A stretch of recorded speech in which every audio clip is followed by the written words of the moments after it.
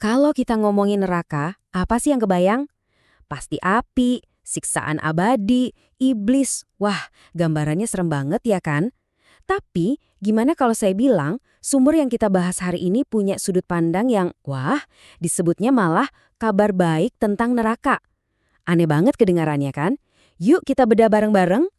Coba deh, pejamin mata sebentar. Apa yang muncul di pikiran Anda? Mungkin jurang api yang nggak ada ujungnya, suara-suara jeritan yang nggak berhenti-berhenti, ya kan? Gambaran ini tuh udah nempel banget di kepala kita dari film, buku, ya dari budaya kita selama ini. Nah, gambaran-gambaran tadi itu udah umum banget. Tapi sumber Alkitab yang jadi acuan kita kali ini ngasih gambaran yang beda banget, beda total. Siap gak nih buat lihat perbandingan yang mungkin bakal bikin kaget? Oke, kita dalemin yuk. Jadi, di sini ada dua pemikiran yang benar-benar berlawanan.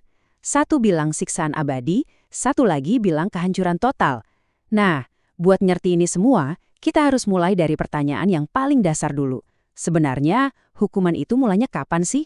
Nah, poin pertama ini aja udah langsung jedar. Nabrak asumsi kita selama ini. Ide kalau orang jahat langsung dilempar ke neraka pas meninggal, ternyata menurut sumber ini nggak sesuai sama timingnya. Ini pertanyaannya emang agak mancing sih, tapi jawabannya menurut penafsiran yang kita bahas ini, bener-bener bisa ngebalikin cara kita mandang neraka.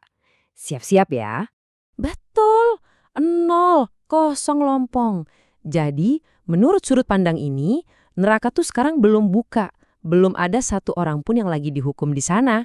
Loh, kok bisa? Nah, ini alasannya bukan sekedar opini, tapi langsung dari ayat Alkitab. Nah, ini dia kuncinya. Coba perhatiin pilihan katanya, menyimpan untuk hari penghakiman. Jadi konsepnya itu bukan hukuman yang lagi jalan sekarang, tapi lebih ke penahanan. Kayak tahanan yang nunggu jadwal sidangnya gitu loh. Jadi intinya gini, semua yang udah meninggal, mau itu orang baik atau orang jahat, menurut tafsiran ini ya, mereka semua lagi tidur dalam kematian. Nunggu nanti di masa depan ada yang namanya hari kebangkitan dan penghakiman. Jadi hukuman itu agendanya buat akhir zaman, bukan sekarang. Oke, kita lanjut ya. Kalau hukumannya itu nanti di masa depan, terus bentuk hukumannya itu kayak apa? Nah, sumber ini ngajak kita lihat satu ayat yang mungkin kita udah sering dengar, tapi penekanannya ini beda. Coba lihat deh, perbedaannya yang jelas banget di sini. Dibilang, upah dosa ialah maut.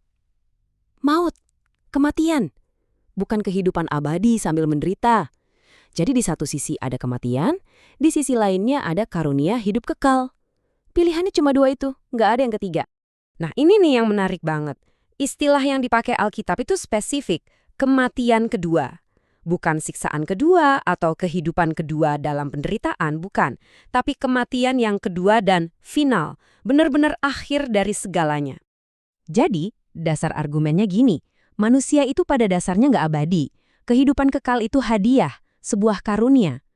Nah, kalau kita mikir jiwa bisa disiksa selamanya, itu kan berarti kita nganggap jiwa itu abadi dong. Padahal menurut sumber ini, konsep itu justru bertentangan sama ajaran dasarnya. Nah, perbedaan ini penting banget. Coba deh kita pakai analogi. Hukuman mati itu bisa dibilang hukuman kekal, kan? Kenapa? Bukan karena proses eksekusinya jalan terus-terusan, tapi karena hasilnya itu permanen. Orang itu nggak bakal bisa hidup lagi. Nah, sumber ini bilang, ya kayak gitu maksud dari hukuman kekal. Akibatnya yang abadi, bukan proses menghukumnya. Tentu, nggak lengkap rasanya ngomongin neraka tanpa ngomongin penghuninya yang paling terkenal. Apakah iblis itu raja yang berkuasa di sana, kayak yang sering kita lihat di film? Well, menurut sumber yang kita bahas, ceritanya kebalik 180 derajat. Boro-boro berkuasa, iblis itu justru jadi target utama dari hukuman final ini. Dia bukan yang ngatur acara, tapi dia penjahat utamanya yang bakal dihancurin total. Diubah jadi abu, bener-bener lenyap, gak bersisa. Dan ini jelas banget nunjukin kalau neraka itu bukan kerajaannya iblis, tapi justru sel penjaranya. Api itu disiapkan bukan oleh dia, tapi untuk dia. Ini benar-benar ngebalikin gambaran populer tentang neraka sebagai markasnya iblis, kan? Oke, sekarang kita masuk ke bagian akhir dan kita bakal lihat kenapa ini semua disebut kabar baik. Terus, apa yang terjadi setelah hukuman final ini selesai? Apa sih tujuan akhirnya? Coba deh perhatiin lagi betapa finalnya gambaran ini. Setelah api itu selesai ngejalanin tugasnya, Yang sisa dari semua kejahatan, penderitaan, dan dosa itu cuma abu. Bener-bener jadi simbol sesuatu yang udah selesai, tuntas, berakhir selamanya. Nah, istilah api yang tak terpadamkan ini sering banget disalahpahami. Maksudnya itu bukan api yang nyala terus-terusan tanpa henti, tapi artinya api itu nggak bisa dipadamkan sama siapapun sampai tugasnya selesai. Kayak api yang ngelalap gedung, kan nggak bisa diapa-apain sampai semuanya habis, baru apinya padam sendiri.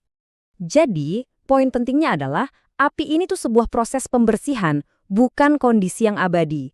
Tujuannya adalah untuk memusnahkan kanker dosa dari alam semesta, biar semuanya bisa dimulai lagi dari lembaran yang baru dan bersih total. Dan inilah janji puncaknya. Sebuah dunia yang benar-benar baru, di mana akar dari semua penderitaan, yaitu dosa dan kematian, udah dicabut sampai bersih, selamanya. Jadi, kehancuran total dari semua yang jahat justru membuka jalan untuk sebuah awal yang baru dan sempurna. Penjelasan ini seolah-olah membingkai penghancuran ini sebagai sesuatu yang sebenarnya asing bagi karakter Tuhan. Sebuah pekerjaan aneh yang, ya terpaksa harus dilakukan sekali saja untuk selamanya. Tujuannya, untuk ngejamin masa depan di mana penderitaan dan kejahatan gak bakal pernah muncul lagi. Dan inilah pertanyaan terakhir untuk kita renungkan bersama. Coba pikirkan, apakah keadilan yang sifatnya memusnahkan kejahatan sampai tuntas lebih selaras dengan karakter Tuhan yang penuh kasih dibandingkan keadilan yang melestarikan kejahatan itu dalam siksaan abadi? Ini sebuah pemikiran yang benar-benar menantang gambaran yang mungkin udah kita pegang seumur hidup kita.